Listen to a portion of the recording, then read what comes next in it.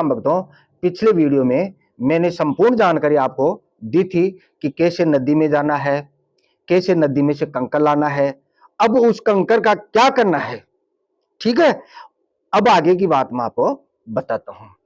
और भक्तों, दूसरी बात मैं आपको यह बताता, आज जो विधि आपको बता रहा हूं मारण कर्म की, इस विधि का तोड़ लगभग आपके पास ही रहेगा, या सामने वाला जो आपका दुश्मन है किसी अच्छे संत के शरण में चल जाए, भले आदमी के शरण में चल जाए, जो तांत्रिक ना हो, कोई ऋषि हो, सिद्ध पुरुष हो, अगर उसकी शरण में जाएगा तो ही वो ठीक हो सकता है, अन्यथा नहीं। क्योंकि आपके सिवाय इस विधि का तोड़ किसी के पास में नहीं मिलेगा। अतः ये क्रिया सोच समझ कर करिए।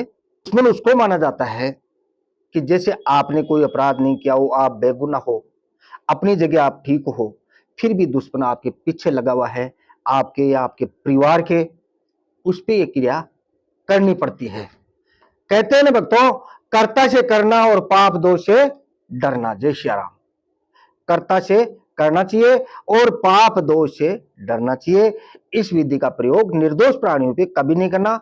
आज मैं और आपको एक बात और रिपीट कर देता, ठीक है।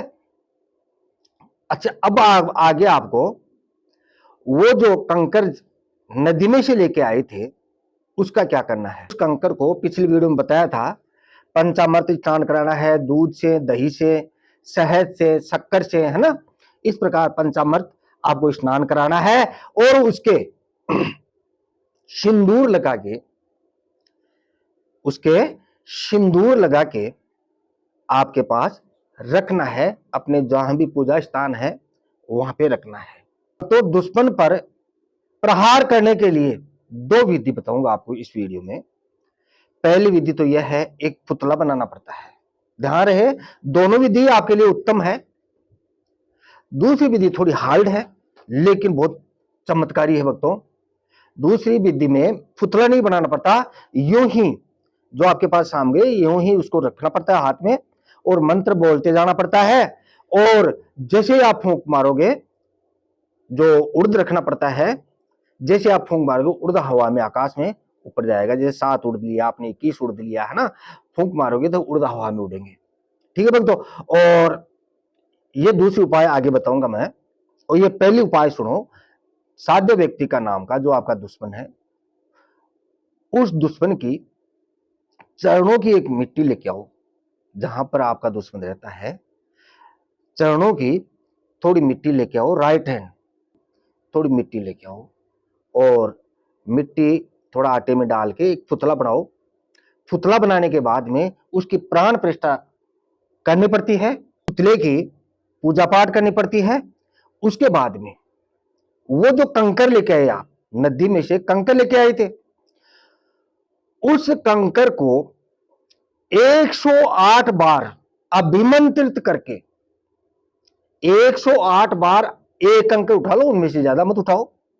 क्योंकि पहली क्रिया में आपको मारना नहीं है भक्तों, मारना बहुत बड़ा पाप होता है। मारना नहीं, आपको मारना नहीं, कभी भी नहीं मारना। उस कंकर में से एक कंकर उठाओ, ज्यादा नहीं। आपको मंत्र सिद्धि नहीं करना पड़ेगा, सिद्धि वो वहां हो गई आपकी, आप नदी में गए थे वहीं आपको सिद्धि मिल गई। ठीक है भक्तों, तो एक कंकर उठाना, 108 बार उसके फूंक मार के अभिमंत्रित करना है। उसके बाद में उस जो आटे का पुतला बनाया, जिस जगह आप उस कंकर को रखोगे, उस जगह भक्तों उसमें आपका जो शत्रु है उसको तकलीफ होने लगेगी। जैसे पेट में रख दिया तो पेट में जलन हो जाएगी, है। सिर पे कभी मत रखना है, मुंह में कभी मत रखना, ठीक है। ये यहाँ इस हिस्से पे कभी नहीं रखना, ये पाप है बेटो भक्तों ये पाप है। ये वाला हिस्से पे कभी मत रखना, है ना। हाथ पे रख दो, यहाँ पे जॉइंट है वहां पे रख दो, यहाँ पे रख दो, है ना। जो घुटने हैं यहाँ पे रख दो। ऐसी ऐसी जगह वो रखनी पड़ती है, एक ही उठानी है। और अगर मैं ज्यादा नहीं बोलता भक्तों, मैं हाथ जोड़ के विनती करता हूँ, 7 कंकरी अगर आप जिस जगह रखोगे तो खत्म ही हो जाएगा। ऐसा कभी नहीं करना भक्तों। पाप तो कभी नहीं करना चाहिए, है ना। मैं इस विद्या को बताने का मेरा एक ही मकसद था कि हमारे देश में ये गुप्त विद्याएं लुप्त हो गई तो, लेकिन इसका कभी भी दुरुपयोग कभी नहीं करना चाहिए। ये जो विधि है मैंने बताई है, आप किसी भी देवता का मंत्र ले सकते हो, सामग्री वो एक ही है। हनुमान जी का ले लो, जगदम्बा काली का ले लो, भैरव का ले लो, ठीक है। जो भी आपका पास मंत्र है उस मंत्र से भी आप अभिमंत्रित कर सकते हो।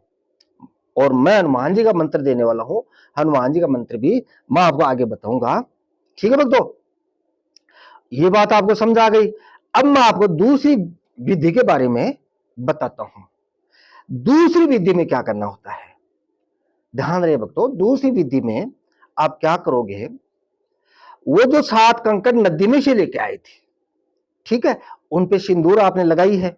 एक गमला लेना है और उस गमले में थोड़ी मिट्टी डालिए, थोड़ा गाय का गोबर डालना है, ठीक है भक्तों। गाय का गोबर थोड़ा सूखा हुआ हो, है ना, थोड़ा कूट के उसके अंदर मिट्टी मिला दो। उसके बाद में वो 7 कांकरे को उस गमले की मिट्टी में नीचे दबा दो, ठीक है भक्तों। उसके बाद में थोड़े उड़द लेना है, 7 उड़द लेकर उस गमले के अंदर आपको चुबाना है, बोना है। ज्यादा नीचे मत बोना, इतना 1.5-1.5-2 इंच नीचे गमले में मिट्टी में चोबना है आपको, ठीक है भक्तों। और उसके बाद में उस गमले को ऐसी जगह रखो, उस गमले को आपको ऐसी जगह रखना है जिस पे दूसरे व्यक्ति की परछाई न पड़े। जैसे आपकी छत है ऊपर, अपने बच्चों को बोल दो, परिवार वालों को बोल दो, इस गमले के पास में कोई नहीं जाएगा, ठीक है। या तो अपनी छत के ऊपर रखो या अपने मंदिर में कहीं रखो जहां पे दूसरे की परछाई नहीं पड़े, या फिर अपने खेत में रखो।